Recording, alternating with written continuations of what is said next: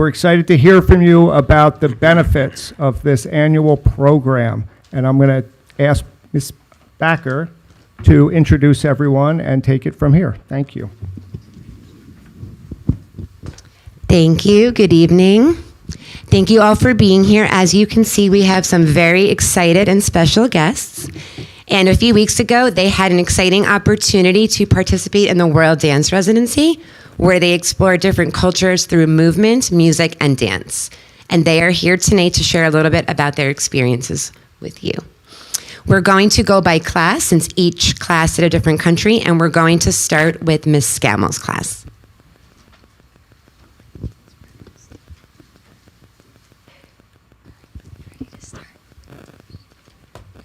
During the 2-week dance residency, students learned all about their country they represented, learning about language, geography, the culture, famous monuments, and more.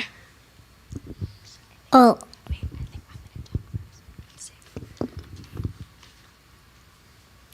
So we did the Juaño. This dance comes from the Andean region of Peru.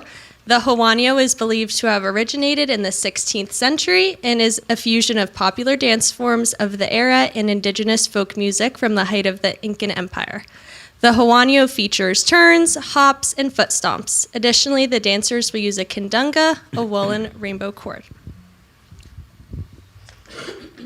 Hola. In Peru, people have many traditions like music, dancing, and wearing bright, colorful clothes. These traditions come from the Inca people and are still important today.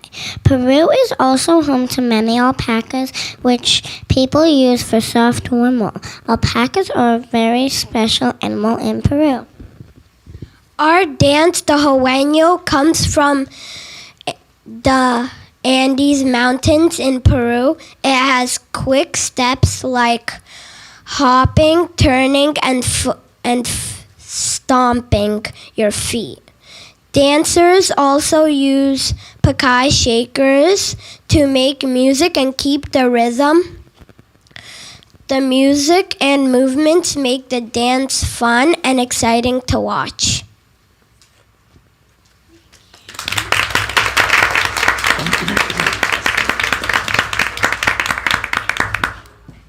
Okay, so now Mrs. Hosinger's class is going to talk about Italy.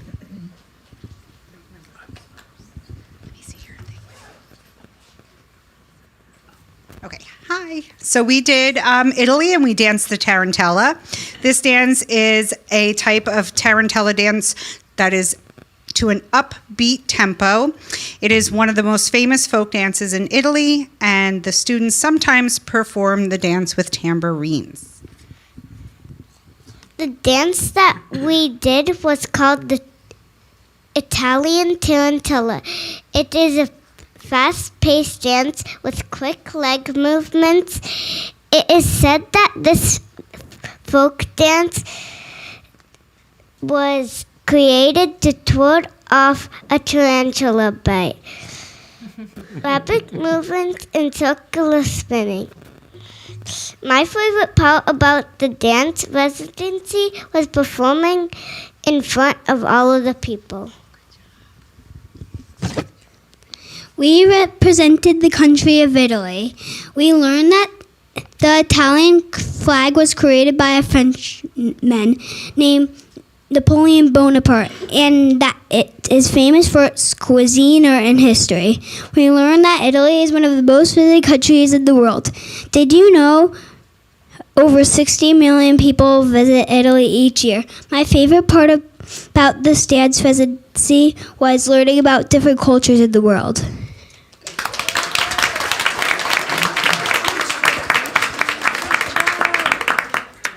Next, we have Mrs. Pierce's class talking about the Philippines.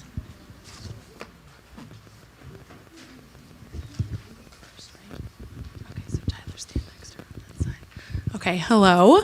We did a dance called Peru Parong Bukid. I think the kids pronounced it better than I did.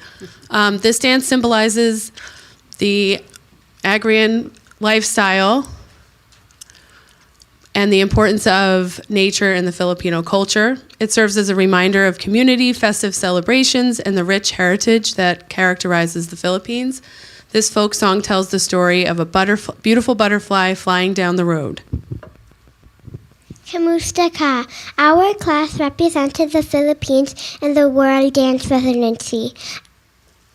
Our dance, Peru Parabu Kid, is a traditional Filipino folk song about a butterfly in a farmer's field.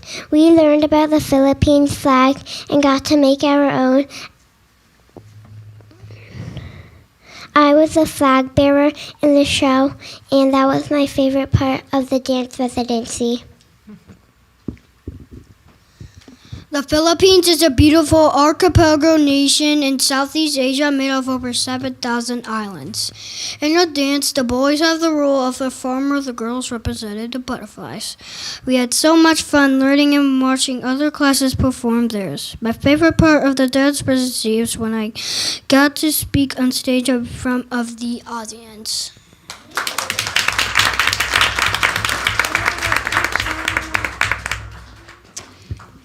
Next, we have Miss Nusser's class, who studied Ireland. Unfortunately, Miss Nusser couldn't be here today, so I'm going to read her slide for her. Miss Nusser's class did a Celtic ring dance, and this dance is a blend of ancient circle dances with contemporary Irish step dance. Dancers will learn traditional steps and patterns while incorporating more modern performance elements.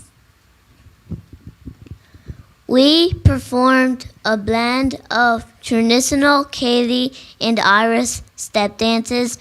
The jig was my favorite part with the hops. We will always remember this experience. Giagwitch. We represented Ireland. We learned to do the jig. It was so much fun to learn the dances.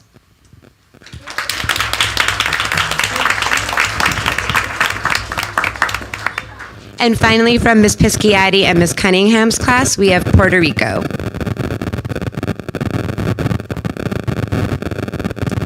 So their class did La Plena. This dance, as well as genre of music, embodies the vibrant culture of Puerto Rico.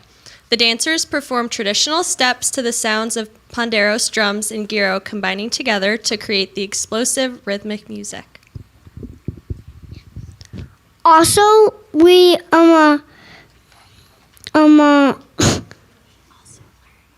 also learned about the history and culture about Puerto Rico. My favorite part was about the coqui tree frog. It is small, but it makes a loud and beautiful song. Hola. Our class represented the Commonwealth of Puerto Rico. We learned and performed a traditional dance called La Plena. It is a happy, fast-moving dance. It was so much fun to practice every two weeks and finally perform for our families in Gillette School.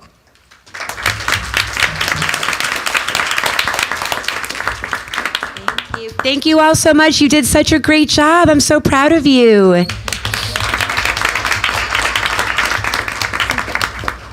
Do we have any questions from the board for our world dancers?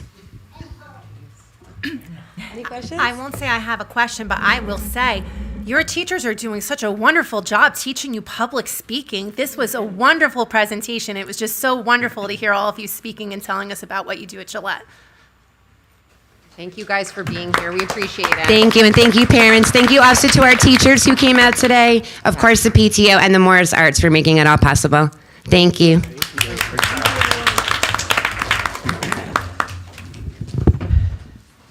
So we have some board business to finish, but I think there's probably bedtimes that need to happen. So guys, feel free to, you can step outside if you'd like. You can stay if you'd like as well. We just have a couple more things that we have to go through.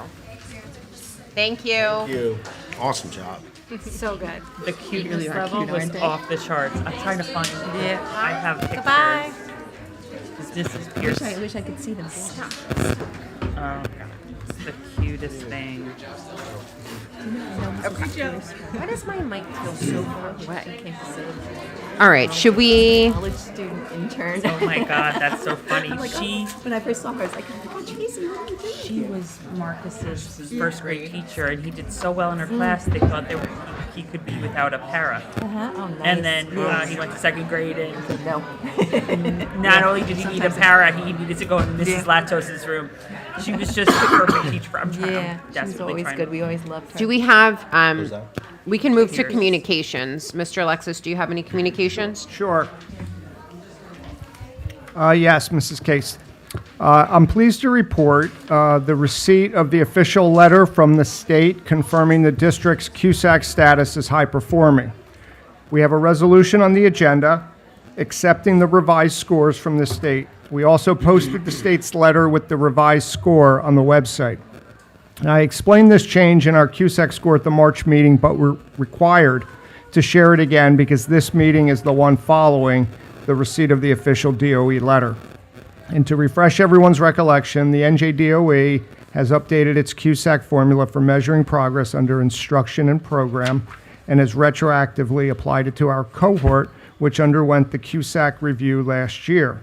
Our revised score of 84.4, which is over 5 points higher than the 79.1 received under the old formula last year. Our other scores of 100% in governance, operations, and personnel, and our 98% in financial management remain unchanged. The state is reporting the revised instruction and program score as an interim score, but also said that the district improvement plan is no longer necessary. Nothing in the letter suggests that the scores are subject to change, and it's reasonable to conclude that these scores will remain the final official scores until the next round of CUSAC in 2027-28. Notably, this allows us to meet the goal of earning a high-performing CUSAC designation, which we set at the beginning of the 2024-25 school year. Thank you very much. Any questions for Mr. Alexis? Okay. All right, so we'll go to board committee and liaison reports. I'm going to start with Danielle. Okay, so we had our Community Relations Committee meeting on March 31st, and I was present, Ann Butler, Tom Groskoff, Kim Case, and George Alexis, and we mainly just spoke about their Sterling Street Fair that's coming up on April 26th. Keep your eyes out. We will still be sending out the Google sign-up sheet so that each of us board members, if hopefully you're available to sign up for a 2-hour shift, is what we're asking for. We also discussed some other, line items about who the mascot will be and how long and what time they'll be there. Hopefully, probably 11 to 1 on that very day. We'll also be coming up with like a little tiny either questionnaire or a coloring page or something for the passerbyers to get involved in. And then, we have some little giveaways, little stickers and tokens like that. We also spoke about some of the analytics in terms for their website and how many clicks there were for the budget presentation and for the live stream. And I'm going to share for November of 2025, it was around 40 to 50 people. December was 49 people for the live stream. January of this year was 99 people. February was 213 people. And March was 170 people. So that's just something that we are trying to look at and keeping track of. And also in regards to when parents or custodians are looking at the children's report cards and how many people are opening that. So, and the NJSLAs and the iReady, all that kind of stuff. Just to see how many people are actually looking at it. And our next meeting will be, it's on April 28th and it's 4:15. And then I can talk a little bit about the PTO. The PTO right now is looking for nominations for multiple board seats. So if you would like to nominate someone, or I think you can nominate yourself, you have to send that over to lhtpto@gmail.com. There's also a lot of different things that are coming up for the PTO. There's the Glow Party that's taking place on April 24th, and that's 6:30 to 7:30 p.m. for second and third graders at the Millington School. And then it will be the fourth and fifth graders from 8 to 9 p.m. You can purchase those tickets at the longhillpto.membershiptoolkit.com. You can also go to that website too. They're hosting a volleyball tournament for teachers and staff versus 5th and 8th graders. So if the kids or if anyone wants to play, that's free. But if you do want to be a spectator, you can go to that website as well and pay for the tickets there. And that's it. Thank you. Any questions for Danielle? Okay, Crystal? So the policy committee did not meet between last board meeting and this board meeting. However, we have our next scheduled meeting on April 24th at 3 p.m. Thank you. Anne? The Student Achievement and Curriculum Committee met on April 1st. During the meeting, we reviewed progress towards the district goals. It was a large part of the meeting conversation. It's great to report that the district has already met in the second cycle of the Tier 1 goals for the MTSS, the goal marker for the year, and we're looking forward towards more progress on that goal as they continue in their third cycle. We will continue to look at the data in these areas throughout the rest of the school year. We discussed the NJSLA schedule, which will be beginning in May, and will be communicated to the students and families accordingly. We discussed facilities usage. I'm stuck again on the word specifically. Specifically, the Learning Commons area at Central Middle School, which had been newly renovated, looking at the use of that building space and continuing to determine expanded uses for those facility spaces that are almost flex spaces in the school. We discussed the Summer Institute. As there was limited interest in it at the time, that was a conversation as to whether this is something the district would continue with or not. I think we'll update further with the finance. And then, as Danielle said, we're also looking at the analytics on report card access. That's something we want to begin tracking to make sure that the information that the district is sending home to families is being accessed. There will be a parent information webinar on April 29th, which is helping kids manage stress and testing anxiety. And that was really it. The next meeting will be at the end of April. We were looking at April 29th or 30th as a date, but we did not solidify that in the calendar yet. Okay. Any questions for Anne? Okay, Justin? The Technology Committee met on March 19th with Mr. Alexis, Mr. Hardent, Mr. Groskopf, Ms. Case, and Ms. Daly and myself in attendance. I have a couple updates to walk through. So this summer, we will complete our district-wide one-to-one initiative, ensuring that every student has access to a device. For context, that means in grades K through 1, students will have access to individual iPads that remain in the classroom. Grades 2 through 4, Chromebooks will be available through classroom carts, also remain at the school, and in grades 5 through 8, students will take home Chromebooks using them both at school and at home. We also discussed device care, and the district continues to see a strong track record where students are generally respectful of their devices and they're being returned in good condition. That reflects both student responsibility and the effectiveness of the systems we have in place. We've also moved to a staggered purchasing approach for technology. This corrects a prior bulk purchase from the COVID era, where roughly 700 devices were purchased at once, creating a single replacement cycle. So by staggering our replacements, we're extending device life, stabilizing costs, and avoiding future budget spikes. Alongside student devices, we're addressing a longstanding gap in staff technology. Many of our teachers have been relying on student-grade Chromebooks, which are not sufficient for the level of work they are expected to do. After a lot of options, the district will move forward with MacBook Neo devices. From a cost standpoint, this was a really strong outcome for the district. We're securing these devices at approximately $100 less per unit than the Chromebook Plus models we were evaluating previously, and that includes 4 years of insurance. So to put that kind of bluntly, we're getting a better device for our teachers at a lower cost. And that's the exact kind of value we should be delivering from a technology investment standpoint. And we'll see that purchase reflected on agenda on resolution number 7. We also reviewed the district copier contract renewal. After evaluating multiple vendors, the district will remain with its current provider due to the most competitive pricing and to avoid transition risks and costs. This agreement delivers meaningful savings across the board. we're seeing a 30% reduction in lease cost, a 25 to 27% reduction in per copy rates for both color and black and white, and that's a significant cost improvement. We're also will maintain the level of service and functionality that our teachers and staff are used to. All copiers will be replaced with like-for-like models with a small adjustment in the board office. From an access point standpoint, the district will also complete a full wireless access point upgrade this summer. This project was partially delayed last year due to E-rate timing, but with new funding cycle, the district secured approval for a 40% discount through USAC. All access points across the district will be replaced with Wi-Fi 7 technology, improving speed, reliability, and overall network capacity. This is expected to take 2 to 3 days over the summer to minimize disruption. We also spent some time reviewing the district's cybersecurity posture, which is strong and appropriate for our size, for a district our size.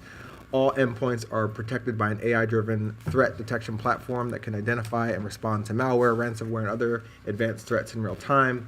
This is also paired with a managed detection and response service that's done 24/7, 365. So this gives us enterprise-level protection without needing a large and expensive internal team to manage. Last thing I want to touch on is AI in the classroom. We spent some time discussing the district's approach to artificial intelligence in the classroom, the formation of a district AI team, which was done pursuant to the board policy that this board adopted last year. That policy set the expectation that we'll take a thoughtful, structured, and responsible approach to AI, and this is a direct result of that direction. The team has evaluated approaches being used across New Jersey and selected the AI assessment scale framework. This gives us a clear 5-level model for how AI can be used in student work, ranging from no AI use to brainstorming support to editing, all the way to ultimately guided exploration. And I think what matters here is not just the tool, but it's the clarity and consistent and the common language for both teachers and students. So we're moving away from a binary ban it or allow it approach and towards a shared expectation. We're piloting this approach at the middle school, and we'll provide additional guidance to students and staff after that pilot approach is complete. Again, another point for AI, over the summer, the district will upgrade to Google Workspace for Education Plus. This will provide enhanced capabilities, including access to AI tools like Gemini, integrated into platforms that students and teachers already use. This upgrade will take place at the start of the next school year, timed in relation with this AI framework, and we'll gather feedback along the way. And our next meeting is to be scheduled. Thank you. Any questions for Justin? Okay, Alex? Yes, thank you. In Mrs. Nyquist's absence, I'm going to provide the committee, the governance committee report. The governance committee met on March 18th. In attendance were Mr. Alexis, Mrs. Nyquist, and myself. It was a quick meeting. What we essentially covered was the preparation of the goal review that was done by the board at 5:30 after our early start. Email and communication was sent out by Karen in order to provide guidelines for the committee chairs to prepare for that goal review. We also had other discussions about how the governance committee can better serve the other committees of the board. And we discussed how it was noted that board members should be encouraged to ask questions of the committees because we're circulated agendas and minutes about those ongoing activities. And we, in general discussed how we could better serve those committees and explored, different ideas of how that can be done going forward. The volume of the policies to be reviewed to remain current was also discussed, and Karen will bring that to the next policy committee meeting. Our next meeting of the governance committee will be April 21st at 7 p.m. It's a virtual meeting. While I have the mic, I'll turn to buildings and grounds. The buildings and grounds committee met on March 25th. In attendance were Katie McLennan, Mr. Alexis, Ms. Fomer, Charles Frank, and myself. We, in general, reviewed the committee goals for the year. We also reviewed the work that had been completed over the month, immediately before that meeting, which included some work at Millington School, including the replacement of an exit light, exact measurements that were taken for sink and closet replacement projects for this, planned for the summer. At Central School, there was some installation of a locking wall switch for the hallway light. Trees were removed on March 21st. And there was approval received from the Shade Tree Commission before that was performed. And district-wide, there was some precautionary sanitizing of the schools, and a donation that was accepted from a local law firm. We also discussed what projects would be completed for the spring during the spring break that we just had, which included some repairs to the Central School HVAC, painting in the hallways of both Gillette and Central that were, I believe, performed. We also discussed the anticipated work and budget for the 26 to 27 school year and during the summer. Our next meeting will be April 22nd. It's a virtual meeting held at 3 o'clock. Thank you, that's all. Thank you. Any questions for Alex? No? Okay, Katie? Just an update for the Long Hill Ed Foundation. We're in the middle of the swing of the forest classes, which are going really well at both Gillette and Millington. Just a reminder that Friday, May 1st is the Long Hill Fun Run, Color Run. It's Tiger Tracks Color Run. It's at 6:30. Check-in is from 5:45 to 6:20. The tickets are $20 in advance, $25 there. Children have to be supervised by an adult, and there's a waiver that needs to be signed. So unfortunately, older kids can't just show up. We've had that problem in the past. As much as we like it there, parental supervision is really important. It's a fun day. There's a DJ. We have 3 food trucks coming. Mike Makes Grill, Mexi Boys, and also Kona Ice. So it should be a really great time. Also, keep your eyes out for graduation signs for kindergarten, 1st grade, and 5th grade. Those that will be sent out. And also, the information about getting the school supplies will also be the school days, school supply purchase for parents will be sent out. And again, that's only for Gillette and Millington. So that's all. Great. Any questions for Katie? No? Okay. Robin, were you going to give, or we're just going to wait for your... Do it together. Okay, got it. Okay, I'll quickly report. On behalf of Karen, the Ed Service Commission, which serves as a lead agency for cooperative purchasing for over 400 school districts in New Jersey, uses Ed Data Services as their third-party administrator. The ESC is responsible for bidding over 10,000 items for school districts ranging from paper and pencils to technology and athletic equipment. Similar to our district, because of the new mandate regarding prevailing wage, they have to reissue bids and are working on the advertising of these contracts for approval at the May board meeting. As you also know, the Central School is closing, so now all students have been placed, and their superintendent evaluation is due, similar to us, by July 1 and will be done in May. Also, their shared services agreement was approved at the last meeting. So that's for Karen, and I'll do quick personnel negotiations. So we met on March 26th. Thank you to Justin, Crystal, and Alex for being part of this committee. On March 31st, we met for the third negotiation sessions with the LHEA. April 13th, which was today, we met as a committee again, and then April 15th will be our 4th session with the LHEA, and we also have scheduled a 5th session of April 27th. Any questions for me? No? Okay. Moving to superintendent's report, Okay, please. thank you. On the agenda, you'll see the revised school calendar, which reflects the return of the one remaining snow day. So barring any type of emergency over the next few months, the new last day of school this year will be Thursday, June 18th. We've had some very nice success with some of our middle school students participating in STEAM-related contests. Now, I've mentioned before this opportunity that we had this year. 13 of our middle school students are participating in something called the Fiserv Future Techies program, which is in connection with Fiserv over here in Berkeley Heights. The kids have had a great experience. We had one of our groups actually make it to the national contest, the national pitch contest. So the team has already recorded its pitch. It will be evaluated by a panel of judges on the evening of May 6th. There's more information on the Fiserv Future Techies webpage, and everyone's invited to watch. We also learned over spring break that our other middle school team was selected to compete in the finals of the New Jersey School Boards Association Steam Tank Challenge on May 18th.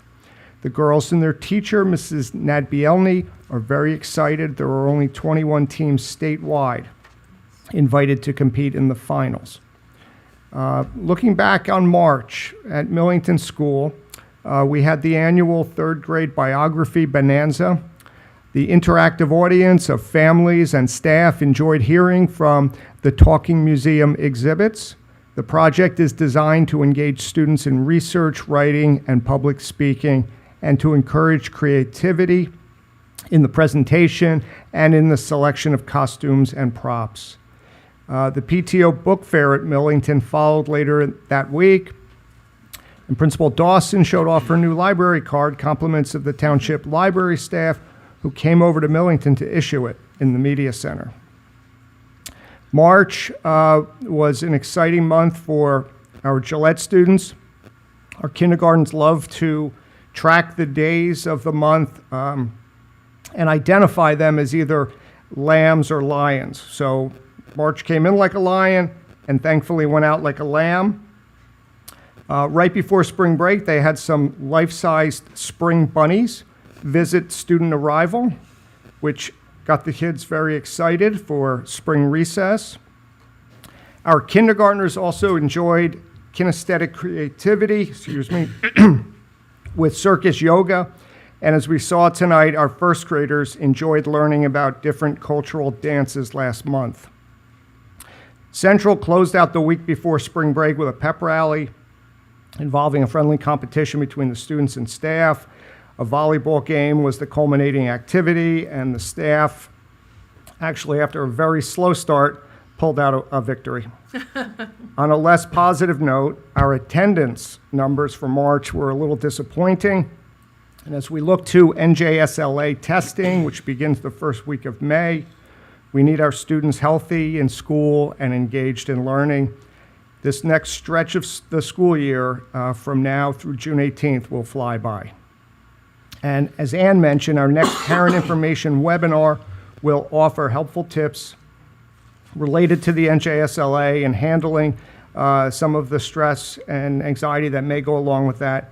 So remember, too, that all the prior webinars remain available on our official YouTube channel, and keep an eye out for a message from Dr. Jones about the next session.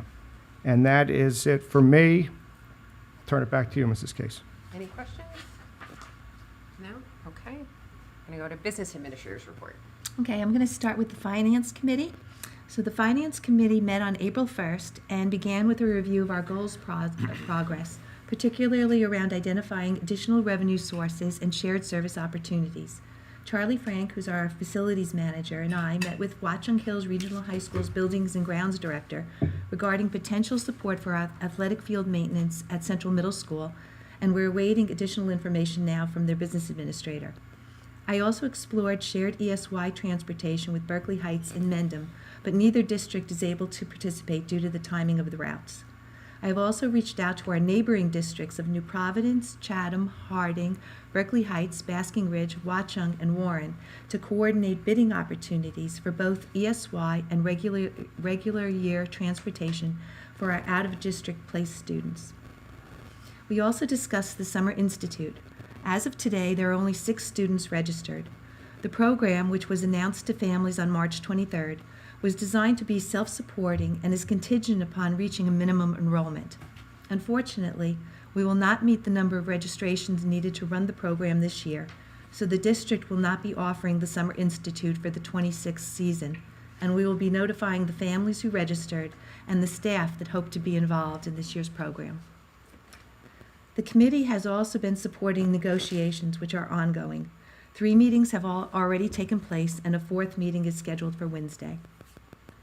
We reviewed the recent change in the law regarding time and materials contracts, which went into effect on March 23rd. As a result, the district will be issuing an RFP to establish on-call vendors for maintenance and repair services, such as plumbing, HVAC, electrical, and sewer work, to ensure compliance with prevailing wage requirements. The committee also reviewed several items that are on tonight's agenda, including contract renewals for the Uncommon Thread, Alphabest, and our membership in the Morris Essex Insurance Group. These include contract renewals under existing agreements, along with the 3-year renewal of our membership in MIG, which is Morris Essex Insurance, which operates as a joint insurance fund and is not subject to a traditional RFP process. We also discussed vendors exceeding the bid threshold, including the planned purchase of the 105 MacBook Neos that Justin referred to. This expenditure was already included in the budget as part of upgrading our staff devices for Chromebooks, but we will be moving to what our technology department believes is a stronger and more appropriate product for staff use. Finally, the committee received a budget update. As of April 1st, the budget presentation had 47 views on YouTube, and no questions have been submitted to date. The bills list was reviewed, and we also noted receipt of a donation of office furniture valued at about $1,500 from Murphy and Hollows of Sterling, and we appreciate their support of the district. For the board secretary's report, I want to review a few items from the finance section of the agenda. We are renewing our vended meal contract with our current provider, Mister's Food Service, for the 26-27 school year. This renewal is in accordance with the original RFP and the New Jersey Department of Agriculture guidelines and is an estimated value of $203,000. We are also continuing to look at opportunities for additional revenue through facility use. This summer, we have 2 organizations scheduled to utilize Central Middle School, including the New Jersey Cyclones for basketball practices and Brainstem Ventures for a summer camp program. These types of partnerships allow us to make productive use of our facilities during the summer months while generating additional revenue for the district. Then lastly, I got some good news just tonight that the New Jersey Department of Community Affairs has officially announced the award of nearly $10 million in local recreation improvement grants to 154 local governments across the state. And we're pleased to report that Long Hill is among the recipients and has been awarded $67,700 to enhance our community's recreational facilities. These funds will be specifically utilized to install additional playground equipment at Gillette School and to update the protective athletic backstop area on the Gillette Field. This grant, administered by the Division of Local Government Services, is designed to help municipalities cover costs for updating parks and athletic fields without the need for advance payment, as the funds are provided on a reimbursement basis following the submission of qualifying expenses. This award represents a significant investment in our local infrastructure, ensuring continued public access to high-quality outdoor spaces and recreational facilities for our residents. And I'm really sure that our Gillette children and our Long Hill community are going to be very appreciative of some updated equipment. Thank you. Thank you, Robin. Can I just say, great job, Robin. Thank you for securing that. Yeah. And John. And John, yes. And John. John had a lot Good job, to do with John. it. Yeah. Yes. John. Any other questions? Great. Oh, very good. Uh-oh. Oh my God. We were checking analytics on the budget presentation. I was so I was this is looking up relevant. the. What are we up to? I won't tell me because I got so embarrassed. I had the volume off. I don't know why I came on. Sorry. I was awesome. Okay. Any comments from the public on agenda items? Okay. I have to read my statement. At this point, the Board of Education welcomes comments from any member of the public on agenda items only. Please note that as per board policy Number 1120, a total of 15 minutes is allocated for public comments at any single board meeting. In order to provide residents the opportunity to comment, individual speakers are limited to 3 minutes each at any particular board meeting. The board may extend these time limits at its discretion. Any questions should be directed to the board president, and depending upon the nature and complexity of the question, it may or may not be answered during the meeting by the administration. If so, the response would occur after this public portion of the meeting has concluded. Everyone has the freedom to speak, but please be advised that anything said in public may have legal ramifications, and there is no protection regarding statements made by the public. Please state your name and address before you begin. Sure. Eric Calabrese, 126 Winding Way, Sterling, parent of multiple students in town. Before I get to the agenda ones, it just came up organically in listening to Justin talk about tech. I don't know if you guys are interested in answering, but I'll ask. In response to the copiers, are we using same copier across all buildings so that we're buying one brand of toner, one model staple? I'm a 20-plus year teacher, so I'm well aware of like the shenanigans that get played. It's just one of those questions like we went to in my district having, like in my building alone, we have 3 that are all the exact same. So we're just buying one brand of toner, like, so there's no redundancy or, expenditure there. So that's just like a thought process. I don't know if you guys want to answer that, but that was like something that came up when you were saying that in your stuff there. And the other question is, do we have enough tech staff to support a one-to-one initiative? My district, we have 3 buildings, so I have 1 person in every building, but then we also have a carryover of 2 other tech individuals. So, depending upon the issue, it could be, rectified by a kid within 5 minutes. It could be 2 hours. It could be within that, school day. So I'm just curious from a staffing standpoint, if like, do we even have enough? It's great to, obviously offer that, but it's useless if, it takes 4 days for a kid to get the Chromebook fixed, which is ludicrous. It makes it one-to-one completely invalid. Mm-hmm. So I don't know if you guys want to answer that or if there's, formality that you guys want to respond to any of it, but.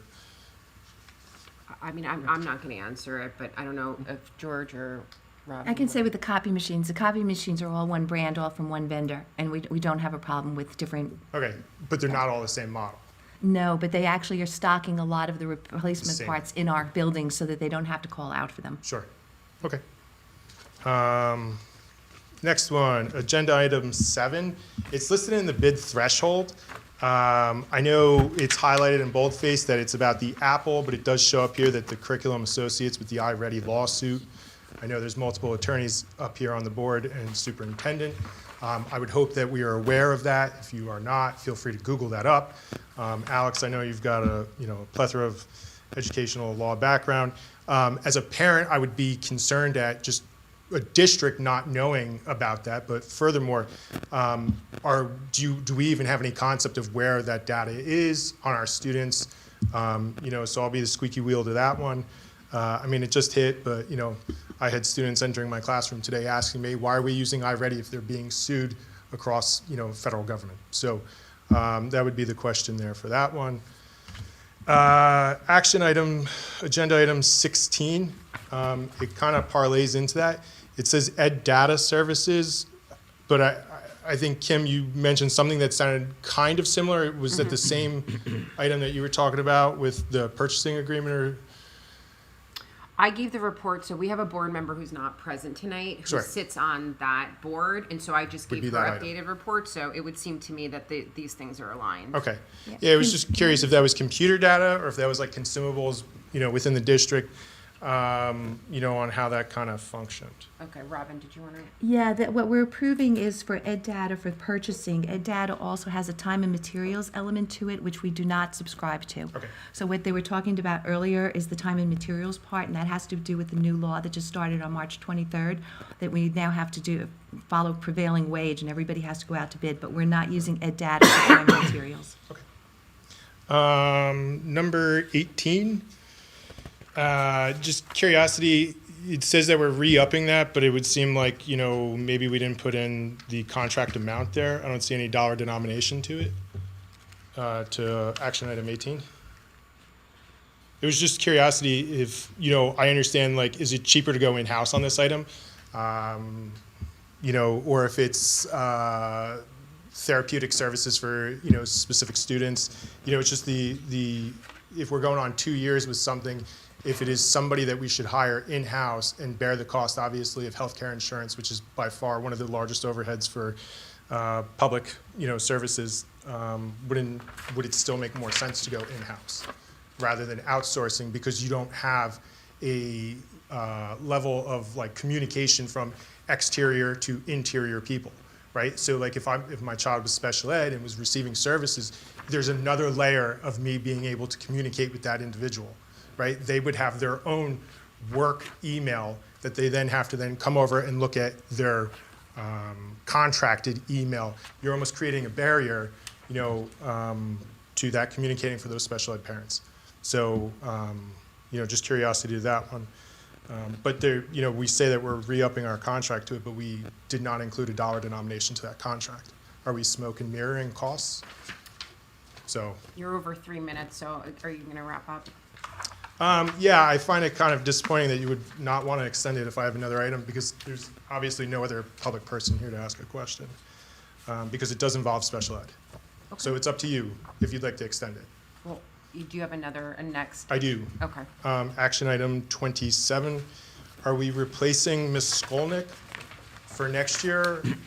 If she's a social worker, that's the person every special ed parent reaches out to. The rapport between that special ed parent and that case coordinator, essentially, those are the people that you rely on. My son was declassified in the school district. I disagreed with it. I argued it. I played with the numbers. I'm not going to lie. I know how important that person is. So the rapport that is created between the parent and that person mitigates issues for every staff member, mitigates every issue for a school board and possible, legal consequence. Because there is no winning, because you pay for that attorney on retainer plus more dollars every time somebody tries to file a founded or unfounded lawsuit. So I'm just curious if we're going to replace her. Great. I think that was it. Yep.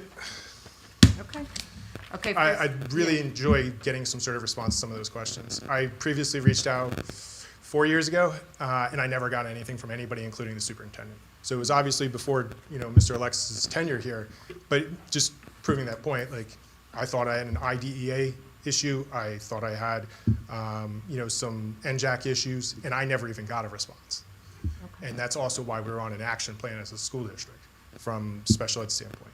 So, I come at you guys with 20 plus years as a teacher in the classroom who also has an understanding as a parent, but I grew up in this town. I have an invested interest in this town. I have no plan to leave for another 30 to 40 years.